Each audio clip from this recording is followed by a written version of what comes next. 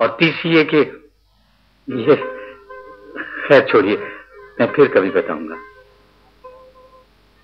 इसके बाद बहादुर शहजादा किले से बाहर आया और अपनी तलवार निकाल जंगली भैंसे की तलाश में पहाड़ी से नीचे उतरा।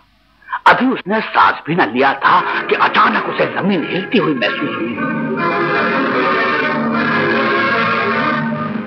और दूसरे ही लम्हे एक देव कामत भैंसा अपने नोकीले सींग सीधे किए हुए उसकी तरफ बढ़ा।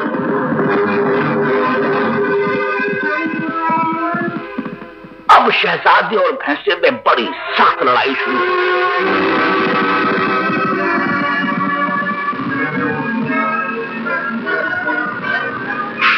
शहजादे ने अपनी तलवार भैंसों के जिस्म में घोंपी,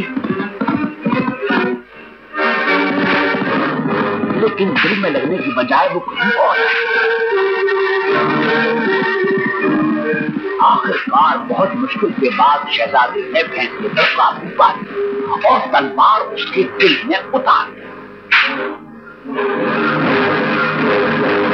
जैसे ही भैंसा जमीन पर गिरा, एक लाल परिंदा अपने पंजों में चहकता हुआ अंडा लिए हुए हवा में उड़ गया। शहजादा कोशिश के बावजूद वो अंडा उस परिंदे से न छीन सका। या खुदा, अब मैं क्या करूं? इस अंडे के बगैर से कुछ नहीं हो सकता।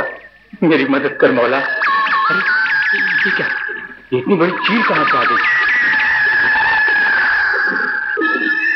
और ये परिंदों को बार बार चोंची क्यों मार रही है? कहीं ये मेरा भाई तो नहीं? यकीन नहीं, ये वही है।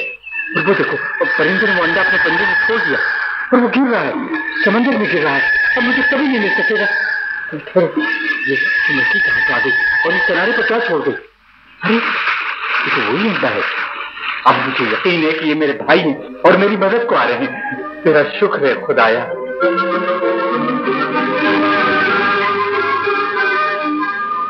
शहजादा अहमद ने लपक कर अंडा उठाया और तोड़कर उसमें से शीशे की गेंद निकाली।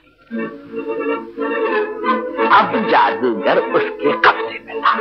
अहमद भागता हुआ पहाड़ पर चढ़ा और महल के अंदर भागा और कई सीढ़ियां फलांगता हुआ ऊपर जादूगर के कमरे में पहुंच गया। जादूगर ने उसको देखते ही कहा, हुक्म कीजिए मेरे आका, अब मैं आपका गुलाम हूं। सबसे पहले मेरे दोनों भाइयों को इंसानी शक्ल में लाओ और फिर शहजादी को उसका असली रूप दे दो। इसके बाद हमेशा के लिए यहां से दफा हो जाओ। मैं आइंदा तुम्हारी सूरत नहीं देखना चाहता। जो हुक्म मालिक। आप अपने शीशे की गेंद में देखें, आपके हुक्म की तामील हो गई है। ये कहकर जादूगर हमेशा के लिए गायब हो गया। अहमद ने जब गेंद में झांका तो देखा कि उसके दोनों भाई बादशाह के महल में बाप से गले मिल रहे थे और शहजादी गुलबानो अपने असली रूप में किले के बाहर उसका इंतजार कर रही थी। शहजादा जब बाहर आया,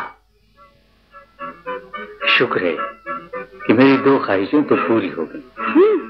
अब तीसरी ख्वाहिश क्या है? तीसरी ख्वाहिश यह है कि मैं तुम्हें तुम्हारे अब्बा हुजूर के पास ले जाऊं और उनसे दरखास्त करूं कि वो तुम्हारा हाथ मेरे हाथ में दे दें। कहो, तुम्हें मंजूर है? मंजूर है। और इस तरह शहजादी गुलबानो और शहजादा अहमद की शादी बहुत धूमधाम से हो गई।